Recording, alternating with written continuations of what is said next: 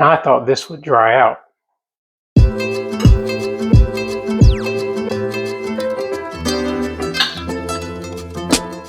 Today, we're testing out a 24-hour brine on chicken thighs using only salt. And here's what you're going to need for this recipe. Obviously salt, paprika, onion powder, black pepper, and some sugar. Alright, the night before prep, remember, this is a dry brine. No water, just salt. Hey, fun food fact, salt is the only thing that actually penetrates chicken. Everything else just kind of stays on the surface. After you're done, wash your hands obviously, go ahead and throw that chicken in the refrigerator and chill out for the night. Alexa, master lights. Alexa, master lights off. Alright, it's the next day, sometime in the evening, and it's time to get our chicken out.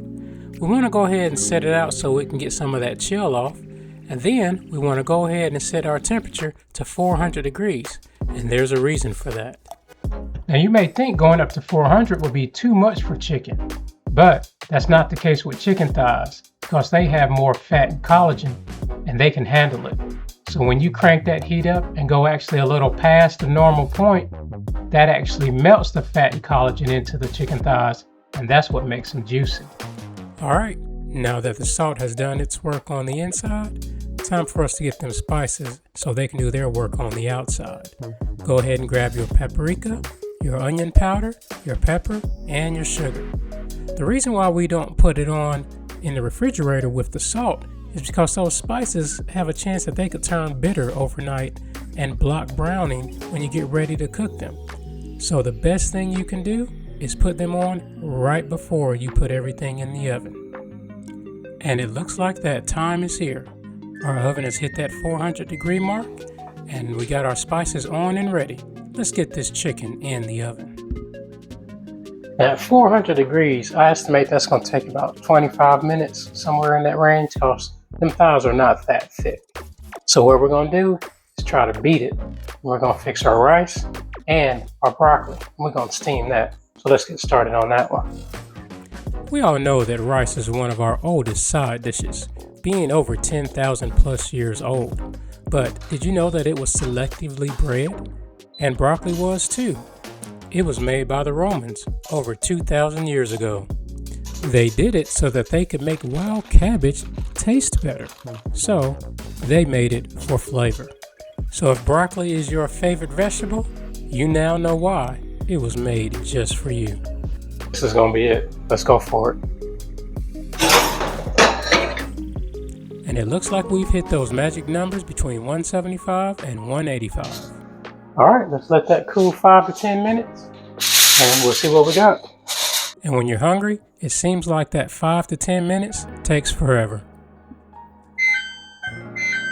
Let's go ahead and make a plate.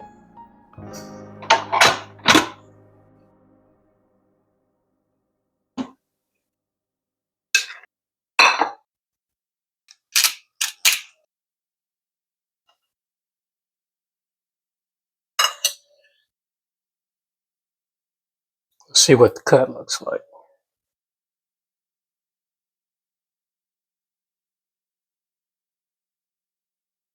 Oh yeah, it cuts good. Yep. Cut nice and juicy too. Exterior wasn't too crusty. Looks smooth. That's the reason you also let it rest. When chicken normally cooks, all the juices are trying to get out while it's cooking. So if you cut it right away when you're done, they'll actually come completely out of it. But if you let it rest, everything settles back down, then it's ready to eat.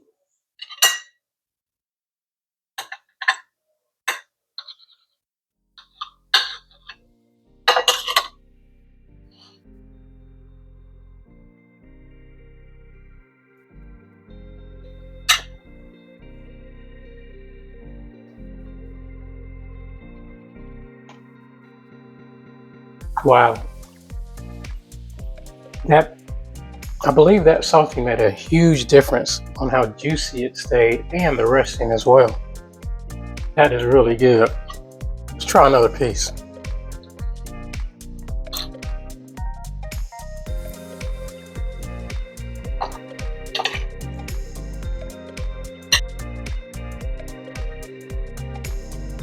Mm-hmm. Yep.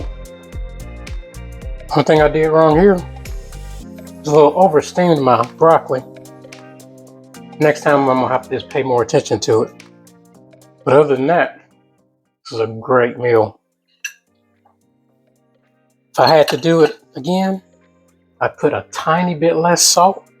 But other than that, the 24-hour salt brine is a 100% recommend.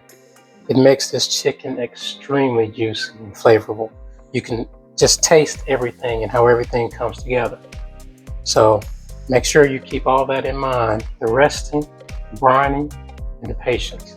So is it tasty? Oh yeah. Is it thrifty? Hey, check out the prices. Till next time. Alex, Colin, the food's ready.